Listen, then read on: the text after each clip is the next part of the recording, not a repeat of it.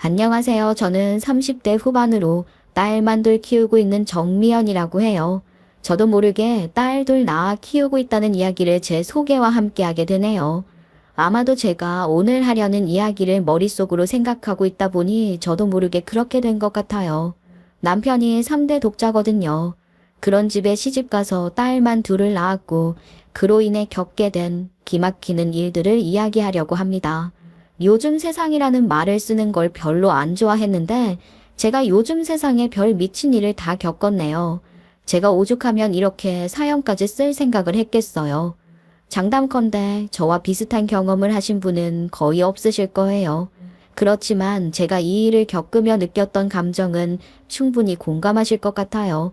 그럼 제 이야기를 시작해 보겠습니다.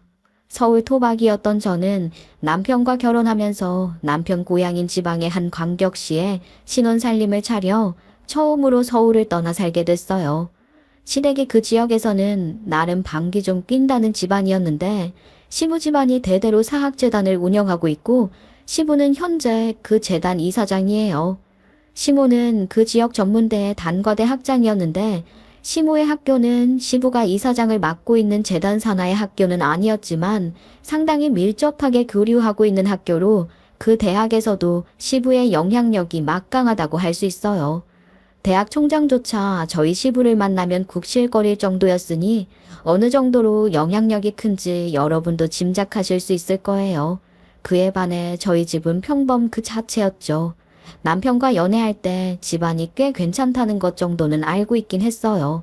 그래도 저도 괜찮은 대학 나와 건실한 중견기업에 다니고 있었으니 꿀릴 것 없다고 생각했는데 시댁에서 결혼을 반대하더군요. 반대하는 이유는 저나 저희 집안이 너무 평범하다는 거였는데 말이 평범이지 성에 안 찬다, 보잘것없다 그런 얘기인 거잖아요. 자존심도 상하고 그랬지만 남편이 그런 제 마음을 붙잡으려고 노력을 많이 했어요.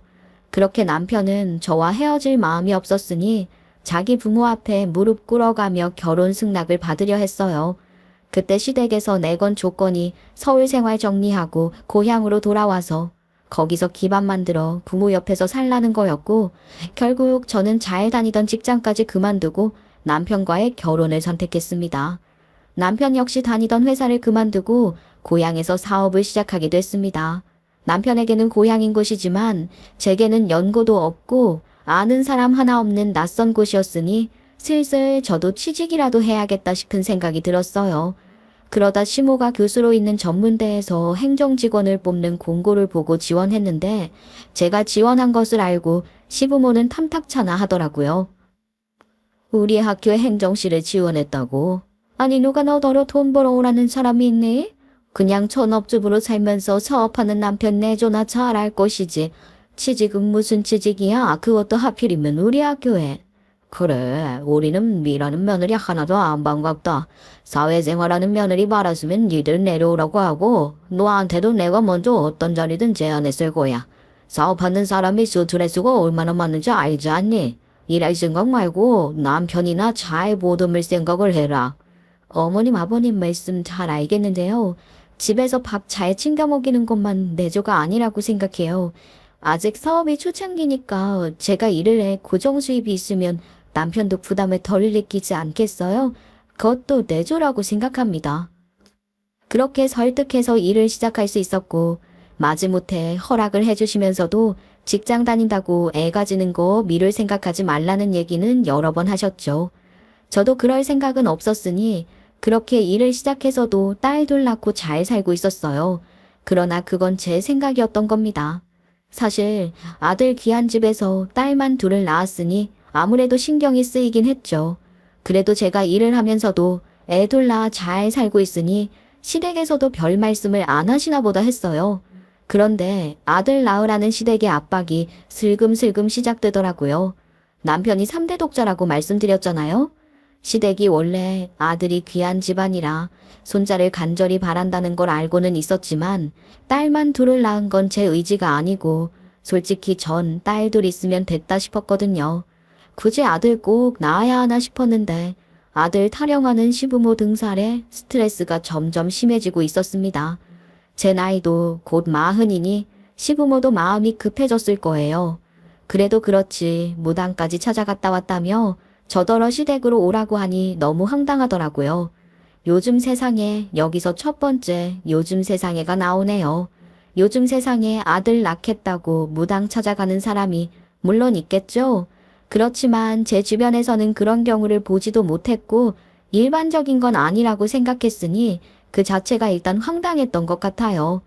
게다가 거기서 얻어왔다는 해결책은 경악을 금치 못할 수준이었습니다. 그 무당이 하는 말이 너한테서는 똑똑거비 같은 손잡을 생각 말라더라. 네 사주에는 아들이 없대. 아이고 내가 그 말을 듣는데 심장이 툭 떨어졌지 뭐니. 어머님 무슨 무당이 하는 말을 듣고 그렇게 놀라셨다고 하세요. 무당이 무슨 진리를 말하는 사람도 아닌데 어머님도 참 의외로 그런 데를 가시네요. 그런 데라니 그 무당이 얼마나 용한지 아니. 예약도 어렵게 한 거야. 제 주변에는 그런 데 가는 사람이 없어서 좀 이상하기도 하고 그러네요. 지금 네 기분이 중요하니 아들을 못 얻는다는데 아유 그 무당 말이 우리가 손자를 보고 싶으면 네 밭에서는 안 되니 시바지를 들여 다른 밭에서 얻는 수밖에 없다고 하더란 말이야. 기도 안 차는 말 아닌가요? 요즘 세상에 시바디라니 그게 가당키나 한 말인가 말입니다. 게다가 그거 불법 아니냐고요. 대꾸할 가치도 없다고 생각해서 그럴 수 없다고 딱 잘라 말하고 뒤도 안 돌아보고 나왔어요. 그러고 집에 왔는데 생각할수록 어이가 없더라고요. 제가 그럴 수 없다고 단호하게 말했어도 시댁에서 정말 그런 짓까지 벌이려고 하면 어쩌나 싶은 생각에 머리가 너무 아파서 두통약까지 먹었어요. 남편은 그날따라 술자리가 있다면 늦게 들어왔고 들어와서는 널브러져 바로 잠이 들어버리더군요. 다음날 제가 출근 준비를 할 때까지도 남편은 일어나지 못했어요. 그렇게 남편과는 그 황당한 일에 대해 한마디도 나누지 못하고 출근을 했더니 기분이 더 찜찜하고 마음이 무거웠던 것 같아요.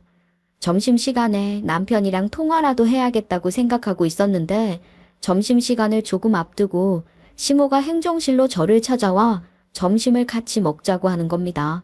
왜 그러는 건지 뻔하잖아요. 그놈의 씨바디 이야기를 다시 꺼내려는 거겠죠. 아니나 다를까 시모는 식사 주문을 하자마자 바로 그 이야기를 꺼냈어요. 부끄러운 건 아는지 속삭이듯 작은 목소리로 낮춰 말하더라고요. 애미야, 씨바지 들여서 아들만 얻자. 인공수정하면 되지 않니? 그러니까 따지고 보면 그렇게 껄끄러울 것도 없어. 그렇게 얻은 아들은 당연히 너희 부부 호적에 올릴 거고 네 아들로 키우면 되는 거야. 그러니 간단하게 생각하렴. 어머니, 정말 왜 이러세요? 말도 안 되는 얘기라는 거 잘 아시잖아요. 그러니 어머님도 이렇게 숨죽이듯 목소리 낮춰서 말씀하시는 거 아니에요? 전 정말 그렇게 못합니다. 이런 말씀도 다시는 듣고 싶지 않아요. 거참 생각을 좀 쉽게 해보라니까. 그리고 네가 그렇게 하겠다고만 하면 너희 아버지가 네 사업에 투자금도 대주시겠다고 하시더라. 너도 알지? 네 남편 요즘 사업하기 힘들 거야. 아들도 없고 투자금도 받고 좋게 생각해보란 말이야. 투자금 없어도 지금까지 잘해오고 있어요. 저는 절대 받아들일 수 없습니다. 시모가 남편 사업 투자금까지 들먹이며 설득을 하려 했지만 저는 당연히 거절을 했어요. 그런데 그날 퇴근해서 집에 갔더니 남편이 작정하고 앉아서 저를 기다리고 있었던 모양이더라고요. 낮에 엄마 만났다면서? 얘기 들었겠지만 아버지가 투자금 해주시겠대. 당신 기분 나쁘고 불쾌할 거 알지만 당신이 나 좀 도와줘. 당신한테 말은 못했지만 나 요즘 투자금이 제일 싫은 상황이거든. 투자금 없이도 잘해야 하면서 갑자기 무슨 말이야. 사업 키우려고 그러는 거야? 그런 게 아니면 투자금이 왜 갑자기 제일 싫어진 건데? 사업이라는 게 투자금이야 항상 아쉬운 거지. 이제 겨우 자리 잡아보고 있다 싶긴 해도 늘 불안하단 말이야. 투자자 찾는 게 보통 일이 아니잖아. 아무리 그래도 난 그렇게 못해. 그게 말이 된다고 생각해? 그러니까 지금 당신은 아버님한테 투자금 받아야 하니까 나더러 그렇게 해달라는 거야. 시마즈를 받으라고. 정말 미쳤어. 남편이 서울 생활 정리하고 결혼하며 고향에 내려왔을 때, 그러니까 처음 사업을 시작할 땐 시부가 사업 자금을 대줬었어요. 그런데 그 첫 사업이 잘 안 돼서 한번 다 말아먹고 지금 하고 있는 두 번째 사업을 다시 시작할 때는 시부가 투자금을 한 푼도 안 대줘서 남편이 시드 투자부터 바다맨 땅에 헤딩한 거거든요. 그렇게 시작해서 어느 정도 자리를 잡아가고 있긴 한데 사업이라는 게 투자금이 늘 아쉬운 거라고 하네요. 여전히 투자자 찾느라 고생하고 있다던 남편은 그 제안에 혹했고 그렇게 되니 남편까지 저를 설득하고 나선 겁니다. 남편은 시모랑 똑같은 소리를 하면서 아무 의미 없는 거라며 눈 딱 감고 그렇게 하자고 하는데 진심 미쳤냐는 소리만 수십 번 한 것 같아요. 죽어도 싫어. 씨바스라니. 난 정말 그 발상부터 입에 올리고 싶지도 않고 다른 여자가 낳은 당신 애를 키우라는 게 이게 말이 돼? 씨바지고 인공수정이고 간에 어쨌거나 당신 애를 다른 여자가 임신하는 거잖아. 그건 정말 미친 짓이야, 여보. 자꾸 그렇게 복잡하게 생각하지 말고 그냥 단순하게 심플하게 생각하자. 입양해서 남의 애도 키우잖아. 그렇게 생각하면 못할 것도 없지 뭐. 응? 남의 애 입양하는 거랑 이게 같아? 어머님, 아버님의 이제 당신까지 다들 제정신이 아닌 것 같아. 미친 거라고. 난 절대 그렇게 못하니까 다시는 그 소리 꺼내지 마. 알았어? 그렇게 난리를 치고 나니 남편도 시모도 이후로 제게 다시 같은 소리를 하진 않았어요. 제가 절대로 뜻을 굽히지 않을 것 같으니 포기하려나 보다 했죠. 그런데 제 동의도 없이 남편과 시모가 일을 벌이고 있었던 거더라고요. 그렇게 일을 다 버려놓고 남편과 시모는 저를 불러 앉히더니 남편 애를 다른 여자가 임신했다는 사실을 알려줬습니다. 그런데 심지어 그 여자는 제가 아는 여자였어요. 다름 아닌 시모가 학장으로 있는 단과대에서 강사로 있던 년이었던 거예요. 아무리 전문대여도 시간 강사가 얼마나 많은데 그년이 시모 단과대 강사년이라는 걸 제가 어떻게 단번에 알았냐고요? 왜냐하면 그년이 최근에 나름대로 학교 전체를 떠들썩하게 했던 이슈의 주인공이었기 때문이에요. 그녀는 말 그대로 그 많고 많은 보따리 강사, 다음 학기 강의를 받을 수 있을지 없을지 목숨이 간당간당한 그런 시간 강사 중 한 명에 불과했어요. 경력도 그리 오래되지 않았고 스펙도 그다지 대단하지도 않았던 그 시간 강사가 어느 날 갑자기 하루아침에 정교수가 돼서 난리가 났었단 말입니다. 거기까지도 단과대 이슈로 시간 지나면 묻혔을지도 모르죠. 그런데 그렇게 정교수 발령 난 지 보름도 되지 않아 육아휴직을 쓰겠다고 휴직계를 내서 행정실도 완전 발칵 뒤집어졌었어요. 심지어 그 시간 강사는 결혼도 안 한 미혼이었던 데다 고작 임신 3개월 차에 휴직서를 썼거든요. 그러니 한동안 정말 시끄러웠고 그때까지도 논란의 중심에 있었던 인물이었던 거예요. 그러니 저도 그 여자를 모를 수가 없었던 건데 그년이 남편의 씨바디라는 겁니다. 남편과 시모는 그년이 건강한 아이 순산하려면 절대 안정이 필요해서 휴직까지 시켰다고 하더군요. 그러니 그년이 휴직을 했다가도 복직을 보장받을 수 있게 정교수로 만들어 놓고 휴직을 시켰던 거예요. 한마디로 시모 입김, 더 정확히 하자면 시부의 영향력을 업은 시모의 입김으로 그 모든 것들이 가능했다는 거죠. 그때 그 사건이 터졌을 당시에도 단과대 학장인 시모의 도움 없이 그런 일이 가능할 리가 없다 싶으니 행정실 사람들도 제게 그 시간 강사랑 시모랑 아는 사이냐며 물어오고 했었거든요. 저도 그땐 전혀 모르는 일이었으니 그런 얘기는 들은 적 없다. 나는 아예 모르는 사람이라고 대답하면서도 나 내심저도 시모랑 무슨 인연이 있는 사람인가 싶은 생각에 궁금하게 여기긴 했어요. 그렇지만 시바디 요구 사건으로 시모랑 냉랭하던 중이었으니 굳이 물어보진 않았던 거고요. 그런데 그 사건이 터지고 한 달 정도 지난 시점에서 남편과 시모가 저를 불러 시바디년이 임신 4개월 차가 됐다며 제게 그 사실을 밝혔으니 모든 이야기가 아기가 딱딱 맞는 거 아니겠어요?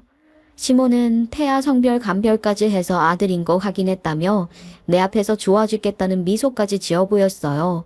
예전에는 어느 시기까지, 그러니까 태아 성별을 감별해서 수술을 많이 하려는 시기 이전에는 의사가 태아 성별을 알려주는 게 불법이었지만 최근에 법이 바뀌면서 성별을 알려주는 게 가능해졌잖아요.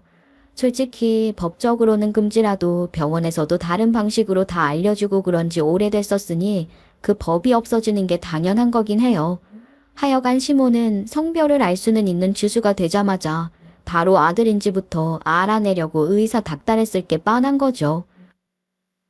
생긴 애가 아들이라고 하니 얼마나 다행이냐. 네가 하도 질색을 하니 어쩔 수 없이 너한테 숨기고 이렇게 일을 진행시키긴 했다만 달라지는 건 없어. 그 여자는 말 그대로 씨바제일 뿐이야.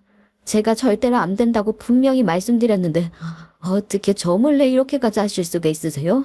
이렇게 다 저지르고 나면 제가 어쩔 수 없이 받아들일 거라고 생각하셨어요? 아니요. 전 여전히 절대로 그렇게 못합니다. 너도 참 그렇다. 실제로 그렇고 그런 짓을 한 것도 아니고 인공수정으로 임신한 거야. 그러니까 그 아이는 네 아들이야. 아들 낳기만 하면 바로 데려와서 네 품에 안겨줄 거라고. 제가 언제 아들 품에 안고 싶다고 한 적이 있어요?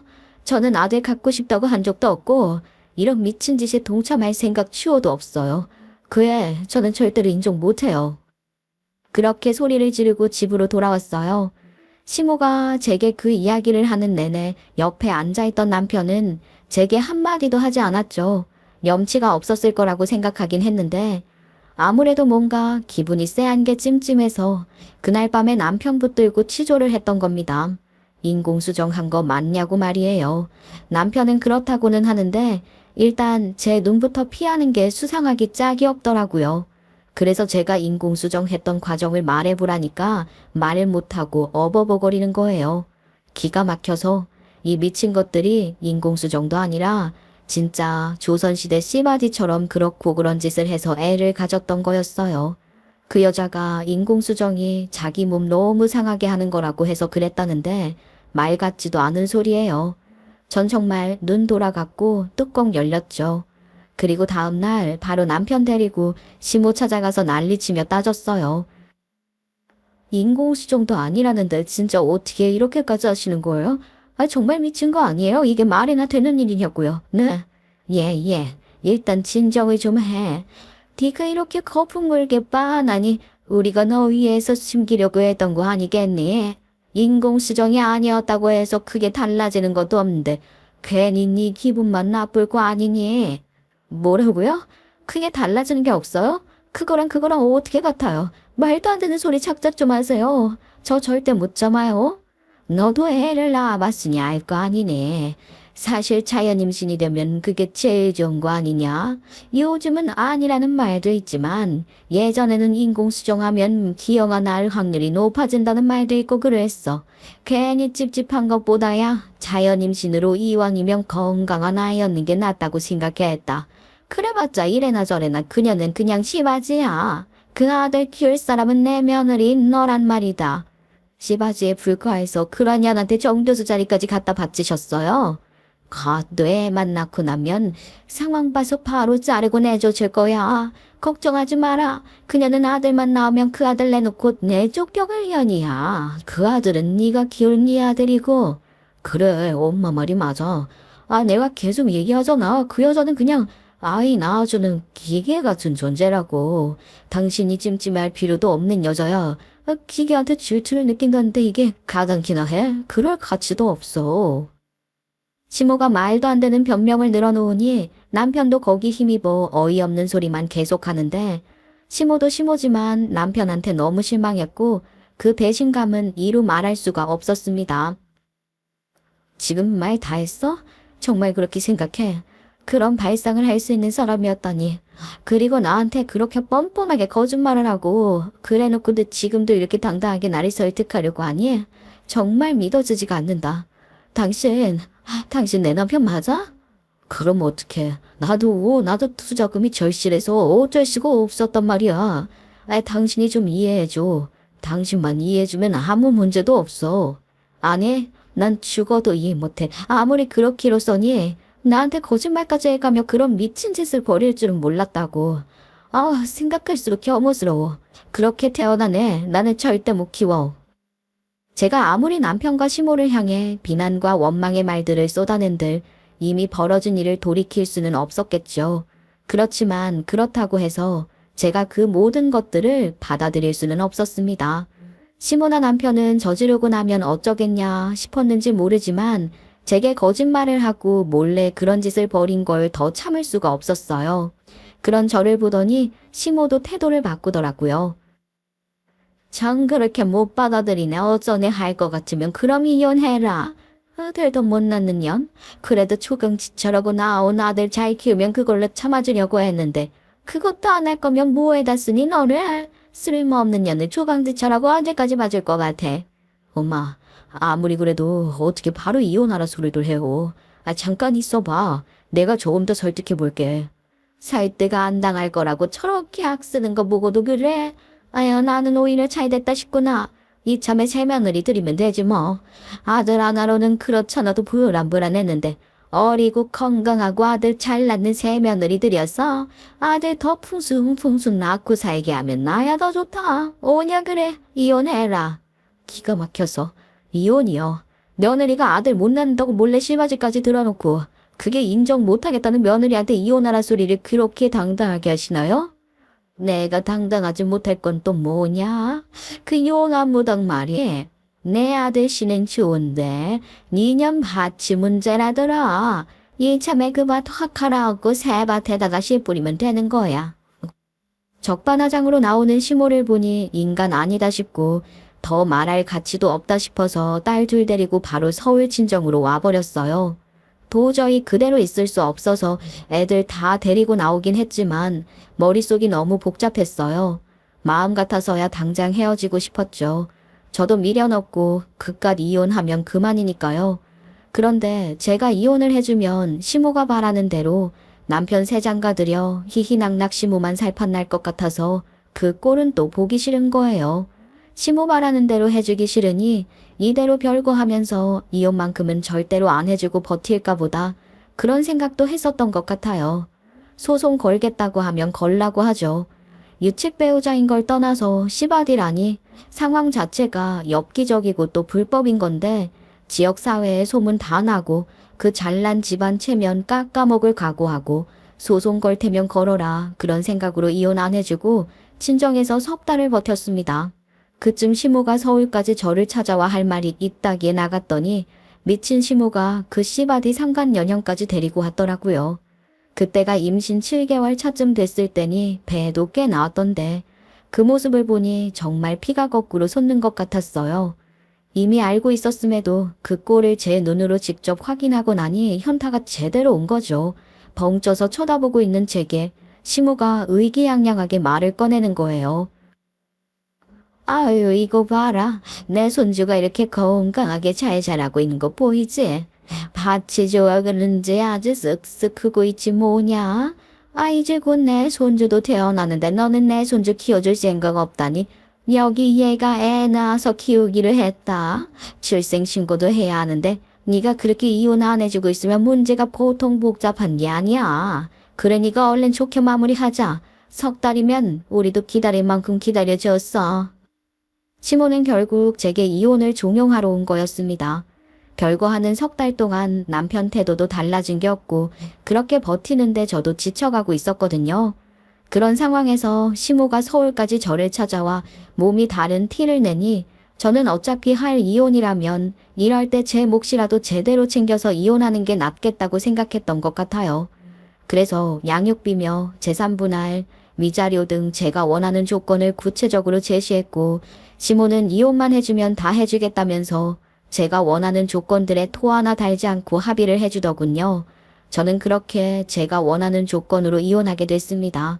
그런 조건 챙기자고 3개월 버티다 이혼해준 거냐고요? 그건 아니었어요. 제가 순순히 이혼 도장 찍어준 데는 다른 이유가 있었답니다. 그러니 제 이야기를 계속 들어주시길 바랄게요. 저는 이혼 후 그년 출산일만을 손꼽아 기다렸다가 출산 당일 꽃다발까지 들고 입원실로 찾아갔어요. 출산일은 어떻게 알았으며 병원 어딘지는 또 어떻게 알았냐 싶으실 텐데요. 우선 병원은 알아내고 말고 할 것도 없었어요. 시분의 집안 친척이 운영하는 산부인과 병원이 있거든요. 저도 딸들 거기서 낳았고 시모도 거기서 출산했다고 알고 있으니 당연히 상간녀도 거기서 출산할 거라고 생각할 수 있었죠. 출산일은 어떻게 알았냐면 남편 비서와 제가 개인적으로 연락도 할 정도로 친분이 좀 있어서 그 비서를 통해 알아냈어요. 제가 남편 비서를 좀 세심하게 챙겼던 덕분에 비서가 항상 제게 고마운 마음을 갖고 있었어요. 이혼하는 과정에서 제가 남편 회사에 한번 간 적이 있었는데 그때도 그 비서가 저를 보더니 이혼하시게 된 거 서운하다고 잘해주셔서 감사했다고 따로 인사도 했었거든요. 그래서 제가 그때 부탁 하나만 하자고 남편 상간녀 애 낳는다고 연락받고 남편이 병원 간다고 하면 저한테도 알려줄 수 있겠냐고 했는데 흔쾌히 그러겠다고 하더라고요. 그렇게 남편 비서 연락을 받고 제가 알고 있는 그 병원으로 찾아간 겁니다. 요즘 병원에 따라 산모 면회를 엄청 제한하는 곳이 많은데 특히 조리원이랑 바로 연계해서 운영하는 병원이 더 그렇잖아요. 그런데 그 병원은 그런 병원은 아니었어요. 제가 애들 낳을 때도 당연히 안 그랬고 지금도 여전히 가족 면회에 제한이 없더라고요. 그래서 당당하게 가족이라고 면회 요청하고 찾아간 거예요. 그렇게 제가 병실에 갑자기 나타났으니 갑분싸 되는 거죠. 그토록 바라던 아들, 손주 얻었다고 전 시부고 시무고 전 남편 새끼 할 것 없이 모두 그 씨바디 상간년년 둘러싸고 앉아서 분위기 화기애애하던데 다들 저를 보고 표정이 썩는 거예요. 전 시모는 아주 대놓고 쌍욕까지 하더군요.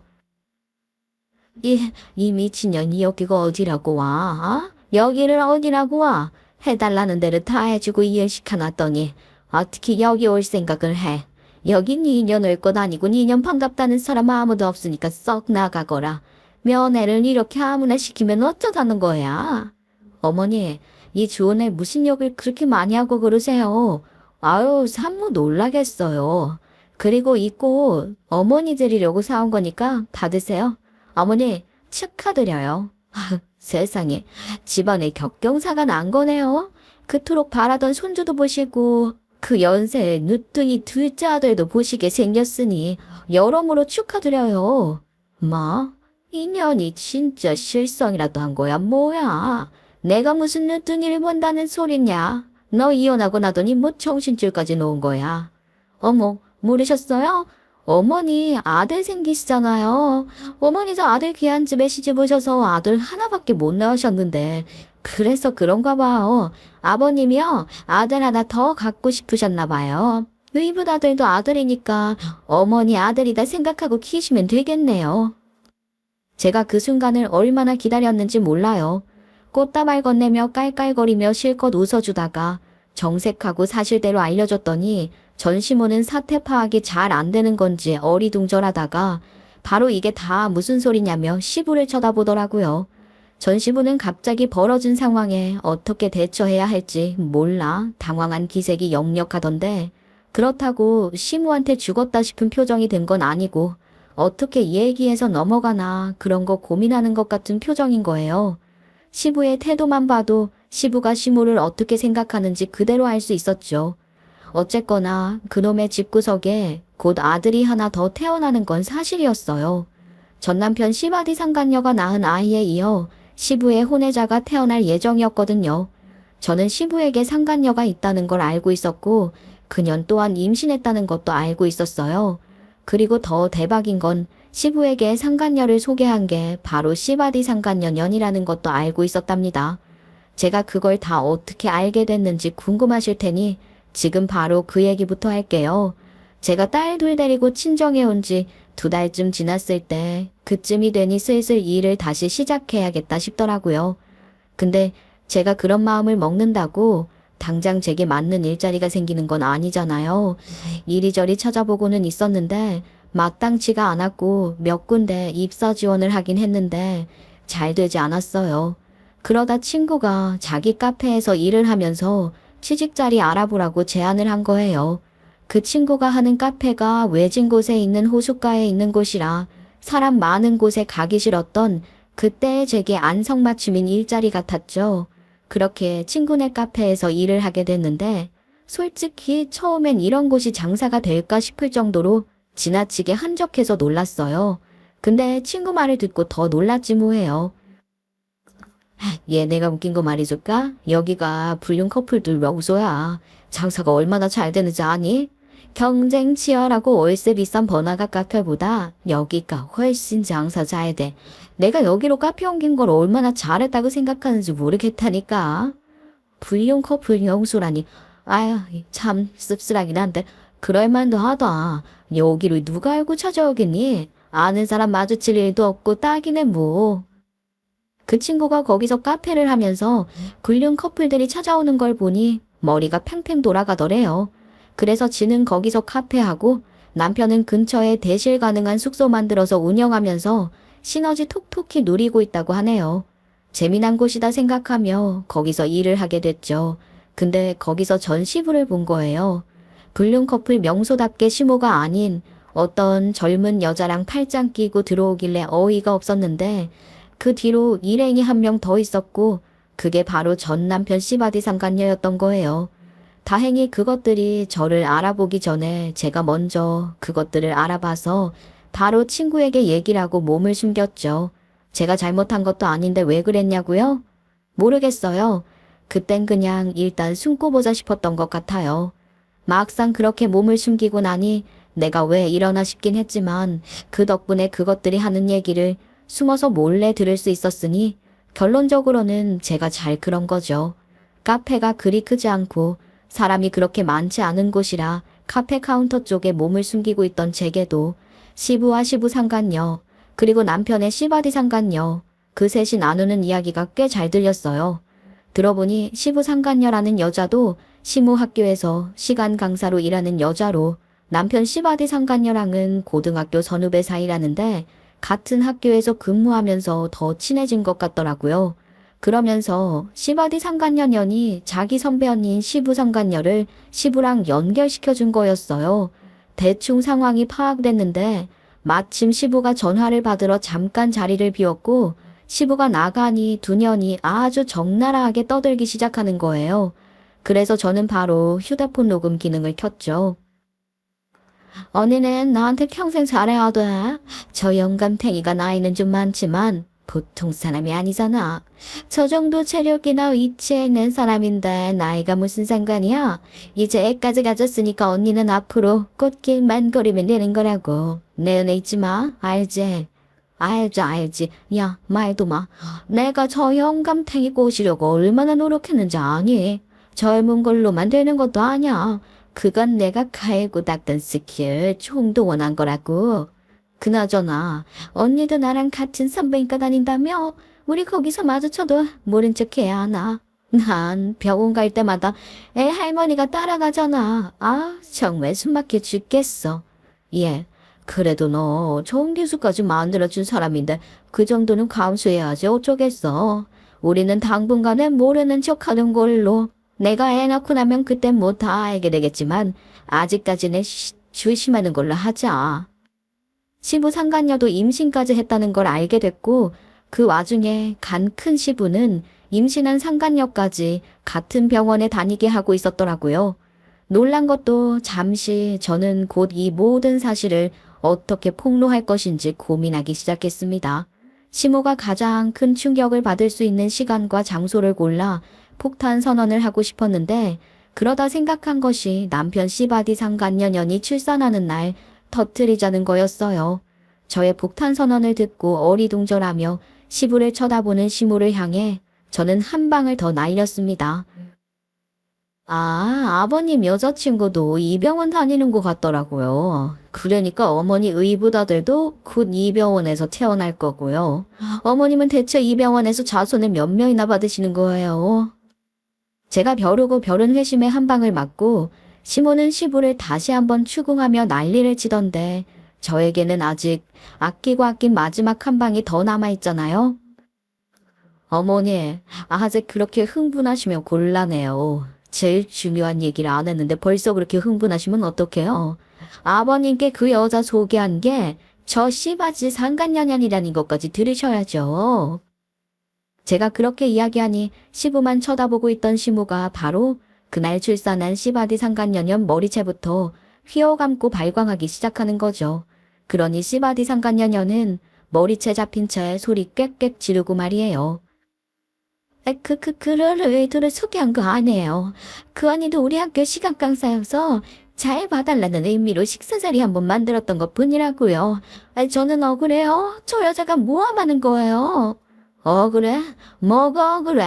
그런 식사 자리는 왜 만들어? 니년이 뭔데 그런 자리를 만드냔 말이야. 니년이 화근이야 니년이. 너 이년 오늘 너 죽고 나 죽고 아주 끝장을 보자 이년아. 그렇게 개싸움이 시작됐는데 전시부는 그 꼴을 보고도 어쩔 줄을 모르는 건지 말릴 생각도 안 하고 전 남편이 어떻게든 시모를 말려보려고 하던데 시모는 그런 전 남편의 머리채까지 잡아버리더라고요. 시모는 지금 눈에 뵈는 거 없는 거죠. 그 꼴 보며 배꼽 잡고 웃어주고 콩가루 집안 꼴 좋네, 구경 잘했다 하고 비웃으며 병실에서 나왔습니다. 그리고 2달 정도 지났을 때 전 남편 놈이 전화가 와서 친정 근처에 와 있는데 할 말이 있으니 만나줄 수 있냐는 거예요. 저는 만날 이유 없다고 끊어버리려고 했죠. 근데 제발 한 번만 만나달라고 사정하고 애원하고 징징대면서 제가 꼭 들어야 할 이야기가 있다고 하니 그 이야기가 궁금해서 일단 만나는 줬어요. 그랬더니 나와줘서 고맙다고 하자마자 바로 죽는 소리, 앓는 소리, 우는 소리 해대기 시작하는 거예요. 내 말 좀 들어봐.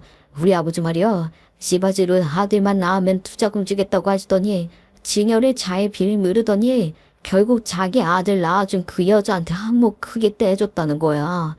그리고 나한테는 이제 투자금 소리 입도 뻥끗 안 하셔. 그 여자가 보통 아닌가 보네. 투자금 때문에 그딴 짓도 한다더니 그것도 못 챙기고 뭐 했니 여태. 그래서 뭐 어쩌라고 나한테 이런 얘기는 왜 하는 거야? 우리 아버지 진짜 너무한 거 아니야? 아니 어떻게 이럴 수가 있냐고 따지고 들었는데 아무 소용이 없어. 엄마랑 나랑 몰린 짓이려고 아주 나몰라라 한다니까. 손주놈도 영 변변찮게 낳아놨다고 그런 놈이 집안 장손 노릇이나 제대로 하겠냐고. 아예 손주 취급도 안 하셔. 무슨 소리야? 변변찮다니. 애가 어디 아프기라도 해. 참, 당신은 모르겠구나. 애가 선천적으로 심장이 안 좋대. 판막에 좀 문제가 있다고 하더라고. 요즘은 기술이 좋아서 인공 판막 수술도 그렇게 어려운 수술 아니라고 하던데 얼마나 심하길래 그래. 맞아. 병원에서도 괜찮다고는 하는데 그래도 선천적 심장병이라니 아버지는 자꾸 그걸 걸고 넘어지는 거지. 투자금은 우리 집안 대를 이을 아들 낳으면 준댔지 아무 아들이나 낳는다고 치겠다고 한 거 아니다. 아니 막 그러면서 말을 교묘하게 바꾸시는 거야. 하여간 전 시부가 보통 사람이 아니긴 해요. 게다가 시부의 상간녀가 낳았다는 아들은 아주 튼튼하고 건강하다니 시부 입장에서는 손자보다 건강한 자기 아들이 더 우선인 거겠죠. 전 남편이 저와 이혼을 하긴 했으나 어쨌거나 혼외 관계에서 생긴 아이인 건 둘 다 마찬가지잖아요. 딱히 전 남편이 시바디로 얻은 아들이 낳을 것도 없다는 얘기입니다. 그래서 요점이 뭐야? 뭐 나더러 네 얘기 듣고 같이 유기라도 해달란 거니? 내가 들어야 할 얘기가 겨우 있단 거야? 아니, 이제 얘기할게. 아버지가 저렇게 나오시는 바람에 내가 지금 너무 곤란해. 애 태어나고 아버지한테 투자금 받을 거 생각해서 거기 맞춰서 준비를 다 해놨는데 이 시점에 투자금이 안 들어오면 나 정말 큰일 나. 또 망하라는 거란 말이야. 잠깐. 나한테 돈 얘기하러 온 거면 그만 들을게. 내가 너한테 이딴 얘기를 왜 들어야 하니? 나오지 말았어야 했던 거지. 그러지 말고 생각 좀 해줘. 그냥 달라는 거 아니고 빌려달라는 거야. 투자금만 제대로 들어가면 계획대로 다 잘 될 거라고. 투자금 회수도 금방 될 거라고. 당신 이혼할 때 엄마한테 한몫 받은 거 그대로 갖고 있지 않아? 그거 좀 빌려주라. 왜 나한테 와서 그래? 나 따달리고 쑥닥쑥닥 잘만 하던 모자 사이 아니야. 네 엄마한테 가서 말해. 그게 사실 엄마도 지금 상황이 말이 아니야. 엄마가 그 성질에 아버지 상간녀를 그냥 두고 받겠어. 학교에서 폐학질하다가 단과대 학정자리에서도 잘렸단 말이야. 아버지가 그렇게 하셨겠지 뭐. 내가 들어야 할 얘기가 이거였나 보네. 그래, 네 엄마 학교에서 잘렸다는 좋은 소식 잘 들었어. 다른 얘기는 못 들은 걸로 할게. 내 얘기 조금만 더 들어주라. 제발 부탁해. 나 좀 살려주라. 나 진짜 절박해. 기가 막혀서 지금 어디 와서 누구한테 돈을 빌려달라는 거야. 나 미친놈 소리도 이제 지겨워 죽겠네. 꺼져라. 하도 기가 차서 가운데 손가락이 절로 올라가더라고요. 양손으로 손가락용 날려주며 꺼지라고 했지 뭐예요. 그 뒤로는 전 남편이 다시 찾아오진 않았어요. 하지만 그럼에도 불구하고 종종 저는 전시댁에 일을 들을 수밖에 없었는데요. 제가 그래도 그 대학에서 꽤 오래 일을 했으니 친하게 지냈던 직원들도 있고 그 직원들이랑은 계속 연락하고 지냈거든요. 같이 일했던 행정실 직원으로부터 들은 말인데 전 남편 말처럼 전 시모는 시부 상간녀한테 지랄하다가 단과대 학장 자리에서 잘린 후 학교에도 상간녀한테 밀린다고 소문이 파다하게 나서 낙동강 오리알 신세가 따로 없다고 해요. 반면 그 상간녀녀는 출산 직전에 정교수 되고 출산 휴가만 지나면 육아휴직 없이 바로 복직한다면서 새로운 실세가 될 거라고 난리라고 하더라고요. 애초에 전 시모가 단과대 학장까지 해먹을 수 있었던 것도 다 시부 영향력 덕분이었으니 그런 시모 팽하는 것도 또 상간녀한테 힘 실어주는 것도 다 시부 맘먹기에 달린 거겠죠. 그리고 전 남편은 결국 회사를 정리했다고 합니다. 그건 전 남편 비서가 자기 결혼 소식을 알리는 전화를 해서 알려준 거예요. 회사가 그렇게 될 줄 몰랐던 상태에서 퇴직 처리하고 퇴직금 정산까지 다 받았는데 그리고 얼마 후에 회사가 정리됐다는 소리를 들었다고 하더라고요. 듣기로 회사 정리하고도 전 남편은 땡전 한 푼 건진 거 없대요. 그러기에 제가 빚 안 진 게 어디냐고 했네요. 전 시모는 정년퇴임이 코앞인데 복직한 시부 상간녀년이 설치고 다니는 꼴은 도저히 못 보겠는지 결국 정년 다 채우지도 못하고 학교를 그만뒀다고 해요. 전 남편은 시모 퇴직금에 잔뜩 눈독을 들였다고 하던데 전 남편도 시부의 늦둥이 아들이 등장하면서 찬밥 신세가 됐으니 시모 퇴직금이라도 뜯어먹으려고 했던 모양이죠. 그마저 여의치 않아서 전 남편은 지방 어디 작은 회사에 취직해서 다닌다고 하는데 고향 아닌 다른 지역 연고도 없는 지역으로 가서 시댁과도 왕래 없이 지내는 것 같다고 해요. 전 남편과 연애 시절부터 같이 알고 지낸 지인에게 듣자니 사람이 아주 염세적으로 바뀌었더라고 하는 거예요. 어떻게 변했건 어떻게 지내건 상관없고 제 입장에서는 전 남편이 어디 가서 월급 제대로 받고 양육비나 안 밀리게 보내면 된다 싶어요. 그럼 전 남편 씨바디 상간녀는 어떻게 됐냐고요? 그녀는 학교에서 보기 좋게 쫓겨나게 됐다고 해요. 사실 그 소식을 듣고 저는 좀 놀랐거든요. 시부 상간녀랑 친분이 있으니 시부 입장에서는 그 씨바디년 팽하기 쉽지 않을 거라 생각했으니까요. 전 남편 씨바디 상간녀에 대한 이야기도 전 남편 비서에게 듣게 됐는데 그 비서가 원래 전 남편이 고용한 게 아니라 전 시부가 전 남편 보좌하라고 붙여준 비서였거든요. 전 남편 회사 정리하고 나니 전 시부가 다시 그 비서를 자기 비서로 불렀다고 해요. 그러니 전 남편 비서는 이제 전 시부 곁에서 일을 하며 전 시부가 하는 일들을 다 지켜보게 됐던 거죠. 사모님, 정말이지 이사장님이 괜히 재단 이사장 자리 지키고 계시는 분이 아니시더라고요. 저 이번에 또 한 번 놀랐잖아요. 그게 무슨 소리야? 뭘 어떻게 하셨길래 이래? 전 남편 비서는 전 시부가 학교에서 전 남편 씨바디 상간녀를 쪼아내기 위해 벌인 일을 얘기해줬는데 제가 들어도 정말 대단하다 싶었어요. 전 시부는 전 남편 상간녀가 눈엣 가시였다고 해요. 떡 두꺼비 같은 자기 늦둥이 아들이 생겼으니 굳이 손주 아쉬워할 필요도 없고 그 손주가 정상적인 손주라면 또 몰라 몸에 문제가 있다고 하니 키우기도 쉽지가 않았던 거죠. 그런다고 대놓고 팽하기도 어려운 게 전 남편 상간녀가 가만히 있을 리가 없잖아요. 시부 집안에서 저지른 짓들 다 폭로하겠다고 나서면 그야말로 골치 아픈 거니까요. 그래서 어떻게 떼어놓을까 고민하고 있었는데 전 남편 상간녀가 강사 시절 저지른 일을 알게 됐다고 해요.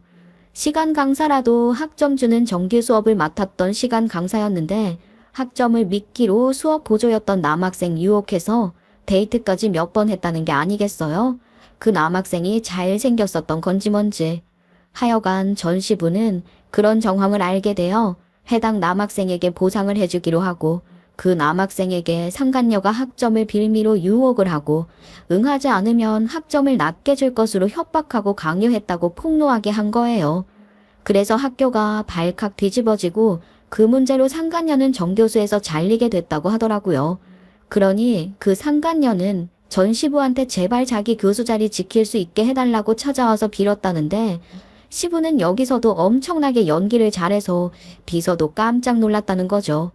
전 시부는 능청스럽게도 미안한 척 연기하며 웬만하면 교수 자리는 지킬 수 있게 해주고 싶었는데 총장이 너무나 강경하게 안 된다고 한다고 언론에라도 알려지면 학교 이미지 실추되는 건 물론이고 이 일을 덮고 교수직 그대로 유지시켜준 책임에서 총장도 자유로울 수 없다며 그렇게 할 수 없다고 한다. 그러니 너무 미안하지만 대신 위로금이라도 섭섭잖게 챙겨주겠다고 하더라는 거예요. 그리고 결국 그 심장에 이상 있는 전 남편의 사생아는 신실한 종교인 가정에 곧 입양될 거라고 합니다. 애초에 시모랑 전 남편이 그 상간녀년을 며느리로 들이려고 했던 건 낳은 애를 이용하려고 그랬던 거잖아요. 전 남편은 시부에게 투자금이라는 콩고물 얻어내고 시모는 건강한 손자를 얻기 위해서 말이에요. 그런데 시부 상간녀가 시부 아들을 낳았고 전 남편 상간녀가 낳은 아이는 건강하지도 않은 아이였으니 전 시모도 전 남편도 돌변해서 그 씨바디 상간녀가 낳은 아이를 모르쇠로 외면한 거예요. 그렇다고 전 남편 상간녀도 그 애를 혼자 키우기도 싫었을 테니 결국 입양 보내기로 했던 모양이더라고요. 애만 불쌍하죠. 저는 이혼하고 받은 것들로 뭘 하면 좋을지 아직 고민하고 있어요. 제가 좋아하는 일이면서 돈벌이도 되는 일을 찾아야 하니 선뜻 저지르기보다는 고민을 많이 해서 신중하게 결정하려고요. 당장은 양육비도 들어오고 그러니 경제적으로 힘들진 않지만 그래도 결국은 저도 제 일을 해야 하고 또 그러고 싶어요. 저 아직 40도 안 됐는데 얼마든지 새롭게 시작할 수 있는 나이잖아요.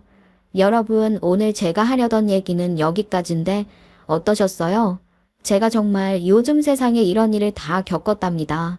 아들 못 낳아서 어쩌고 저쩌고, 남편이 바람나서 어쩌고 저쩌고, 시모가 제정신 아니라서 어쩌고 저쩌고, 정말 별의별 사연들이 다 있겠지만 저처럼 총체적으로 심각한 집안이랑 엮이셨던 분들이 많지는 않을 것 같아요. 전 시부 집안이 지방에서 아무리 대단한 집안이라고 하더라도 그런 엽기적인 가정사를 갖고도 여전히 떵떵거리며 살고 있다는 것도 이해가 안 되지만 늦둥이 아들 덕분에 자기 손녀들인 제 딸들 보자 소리 안 하니까 좋기만 해요. 전 이제 제 두 딸들이랑 제 인생 열심히 살아야죠.